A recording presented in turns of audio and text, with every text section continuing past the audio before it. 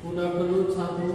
आज कक्षा 11 रसायन विज्ञान में हम जो है तत्वों का वर्गीकरण एवं गुण धर्मों में आवर्तिता वाले अध्याय में हम जो है मेंडलीव की संशोधित आवर्त सारणी को पढ़ रहे हैं।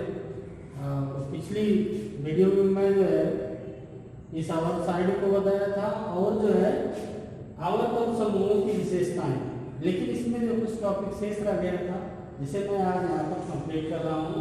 कल मैं जो आपको जो लास्ट में विकर्ण संबंध बताया था, डायगोनल रिलेशनशिप। इसमें मैंने आपको बताया था कि एक वर्ग का तत्व दूसरे वर्ग के तत्व से तिर्यक संबंधित होता है। अर्थात जो यहाँ पर देख रहे हैं दूसरा आवर्त है और ये तीसरा आवर्त है। तो दूसरे आवर्त में जो है फर्स्ट ए वर्ग में जो लिथियम है और सेकेंड वर्ग में जो है यहाँ पर मैग्नीशियम। तो ये जो तिर्यक रूप से समानता प्रदर्शित करता है। लिथियम के गुण धर्म मैग्नीशियम के गुण धर्मों से समानता प्रदर्शित करते हैं। डायगोनल रिलेशनशिप होता है, अर्थात जो लिथियम कंपाउंड बनाएगा वो मैग्नीशियम भी बनाएगा। जैसे एग्जांपल में यहाँ पर लिया गया है लिथियम कार्बोनेट। लिथियम कार्बोनेट के कंपाउंड को यदि हम हीट करें, गर्म करें या उष्मा दें तो ये लिथियम ऑक्साइड और कार्बन डाइऑक्साइड से टूटता है। ये लिथियम कार्बोनेट जो है फर्स्ट ए वर्ग का तत्व है। फिर उसके बाद यदि हम सेकेंड ए वर्ग में जो है मैग्नीशियम कार्बोनेट, जैसे यहाँ पर लिखा है MgCO3, ये भी कार्बोनेट का कंपाउंड है, ये भी कार्बोनेट का कंपाउंड है। ये सेकेंड ए वर्ग का तत्व है। तो इसके जो है गुणधर्म समानता होगी तो समान कंपाउंड बनाना चाहिए। देखिए जैसे मैग्नीशियम कार्बोनेट है, इसे भी हम उष्मा देते हैं तो ये भी जो है ऑक्साइड बनाता है, संगत धातु के समान ऑक्साइड बनाता है। जैसे यहाँ पर मैग्नीशियम ऑक्साइड बना और कार्बन डाइऑक्साइड।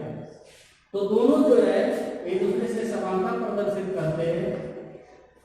इसलिए जो इनके जो एक जैसे कंपाउंड, एक जैसे बिहेवियर प्रदर्शित होते हैं। इस कारण जो है डायगोनल रिलेशनशिप। उसी तरह से जो है बेरिलियम है और बोरान है। बेरिलियम एल्यूमिनियम से समानता प्रदर्शित करेगा, बोरान सिलिकॉन से। फिर उसके बाद जो हमारी अगला इसमें विशेषता है सेतु तत्व, जिसे ब्रिज एलिमेंट्स के नाम से जानते हैं। जैसे तृतीय आवर्त में, जैसे तीसरे आवर्त में मेंडलीव की जो संशोधित आवर्त सारणी थी उसमें आवर्तों की संख्या कुल कितनी थी? 7 थी। तो हम जो है सेतु तत्व की बात जो शुरू होती है वो तीसरे आवर्त से शुरू होती है, मतलब तीसरे आवर्त से। तीसरे आवर्त के आगे जितने भी तत्व आएंगे उनको जो है इसमें जो डल किया जाएगा। तो देखिए तृतीय आवर्त में फर्स्ट से सेवेंथ समूह के तत्व, फर्स्ट से सेकेंड समूह के तत्व को हम सेतु तत्व के नाम से जानते हैं। जैसे वो जो फर्स्ट ए उपवर्ग हो या फर्स्ट बी उपवर्ग हो, उन तत्वों को हम एक ऐसा तत्व होगा जो दोनों समूह के, दोनों वर्ग के तत्वों को जोड़ने का काम करता है, अर्थात दोनों के लक्षण उसमें निहित होते हैं। जैसे एग्जांपल में जो है फर्स्ट समूह का तत्व है hydrogen, lithium, sodium. First A वर्ग का तत्व है hydrogen, lithium, sodium, potassium, rubidium, caesium, francium. ये फर्स्ट ए वर्ग का तत्व है। जबकि यहाँ पर लिख रहे हैं कॉपर, Cu, Ag चांदी, Au सोना, ये फर्स्ट बी वर्ग का तत्व है। तो ये दोनों तत्व जो है, दोनों श्रेणियों, दोनों समूहों के तत्व देखा जाए तो इन दोनों को जोड़ने का काम कौन कर रहा है? सोडियम कर रहा है। तो सोडियम क्या हो गया यहाँ पर? सेतु तत्व। तो ऐसी समानता जो है फर्स्ट वर्ग से लेकर के 7वें वर्ग तक, यदि हम आधुनिक आवर्त सारणी को देखें, संशोधित आधुनिक मॉडर्न पीरियोडिक टेबल को, तो उसमें जो है पी ब्लॉक के तत्वों को जो है सेतु तत्व के नाम से जानते हैं। पी ब्लॉक के तत्वों को सेतु तत्व के नाम से जानते हैं। तो सेतु तत्व समझ आ गया। यहाँ पर सेतु तत्व कौन है? सोडियम है।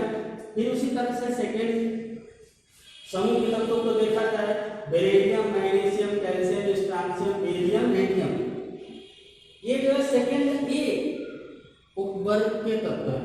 फिर उसके बाद जो है जिंक, कैडमियम और मरकरी अर्थात पारा सेकंड बी वर्ग के तत्व है।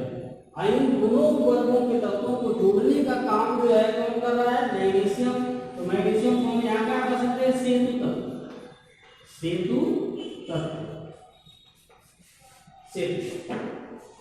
क्योंकि मैग्नीशियम जो है दोनों वर्गों के तत्वों को जोड़ने का काम करता है। एक वृत्त जैसा बन रहा है, पुल जैसा। जैसे नदी बहती है तो नदी के ऊपर जो इस तरह से जो बनता है जिससे जो है आगे क्रॉस हुआ जाता है। तो ऐसी कंडीशन यहाँ पर बन रही है। और ये कंडीशन जो है सेकेंड लेवल में कौन सा तत्व कर रहा है? मैग्नीशियम। तो तीसरे आवर्त में देखा जाए तो सोडियम हो गया, मैग्नीशियम हो गया। फिर उसके आगे जो भी तत्व आएंगे चौथे, फिफ्थ, सिक्स्थ, सेवंथ वर्गों में ये सभी तत्व क्या कहलाएंगे? सेतु तत्व, ब्रिज एलिमेंट्स। फिर उसके बाद जो है अगली हमारी विशेषता है 8वें नंबर पे नॉर्मल तत्व या सामान्य तत्व के नाम से इन्हें जानते हैं।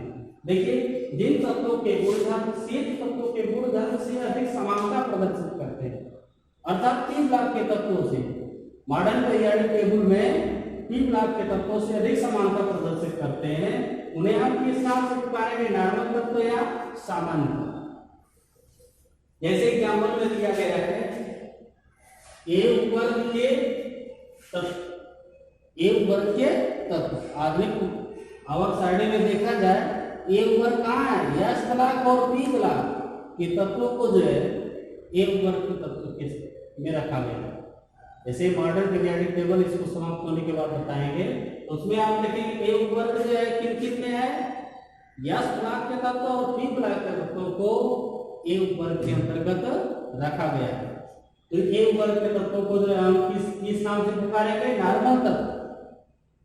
ठीक है। फिर उसके बाद जो है संक्रमण तत्व, ट्रांजिशन एलिमेंट्स है तत्व जिन तत्वों के गुणधर्म सेतु तत्वों के गुणधर्मों से कम समानता प्रदर्शित करते हैं। ये तत्व जिनके गुणधर्म सेतु तत्वों के गुणधर्मों से कम समानता प्रदर्शित करते हैं, ऐसे तत्वों को हम किस नाम से पुकारेंगे? संक्रमण तत्व या ट्रांजिशन एलिमेंट्स के नाम से। जैसे इसके जो एग्जांपल में देखा जाए बी वर्ग तथा 8वें समूह के तत्वों को हम जो है संक्रमण तत्व के नाम से जानते हैं। जैसे बी वर्ग में देखा जाए तो यहाँ पर जो है फर्स्ट बी है और यहाँ पर सेकेंड बी। कॉपर, चांदी, silver, gold, zinc, cadmium, mercury, ये सब जो क्या है? बी वर्ग के तत्व हैं। तो इसी 3 तत्वों को हम किस नाम से पुकारेंगे? संक्रमण तत्व। जो आधुनिक आवर्त सारणी को किस ब्लॉक में रखा गया? डी ब्लॉक में रखा गया है। तो ये जो है संक्रमण तत्व समझ में आ गए। संक्रमण तत्व को जो है किन वर्गों में रखा गया है? बी वर्ग में रखा गया है और 8वें समूह में रखा गया है। फिर उसके बाद जो है हमारी लास्ट विशेषता है आंतरिक संक्रमण तत्व, जिसे कहेंगे जब ट्रांजिशन एलिमेंट। ट्रांजिशन एलिमेंट ये जो है आधुनिक आवर्त सारणी में इन तत्वों को जो है अलग ब्लॉक अर्थात यह ब्लॉक के तत्वों में रखा गया है। अर्थात आंतरिक संक्रमण तत्वों की शुरुआत परमाणु क्रमांक 58 से लेकर के 71 और 90 से लेकर के 103 तक होती है।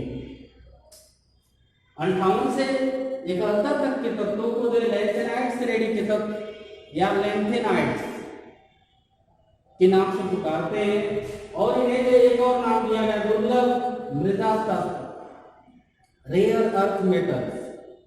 जो मेंडलीव की मूल आवर्त सारणी थी उसमें जो है रेयर अर्थ मेटल को कोई स्थान नहीं दिया गया था और उसमें आप देखेंगे कि अक्रिय गैसों को भी कोई स्थान नहीं दिया गया।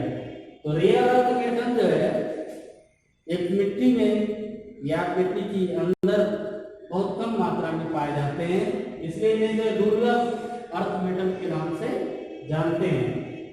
ये आधुनिक आवर्त सारणी में यह ब्लॉक के तत्वों में रखा गया है। फिर उसके बाद परमाणु क्रमांक जेड को हम जो परमाणु क्रमांक से प्रदर्शित करते हैं।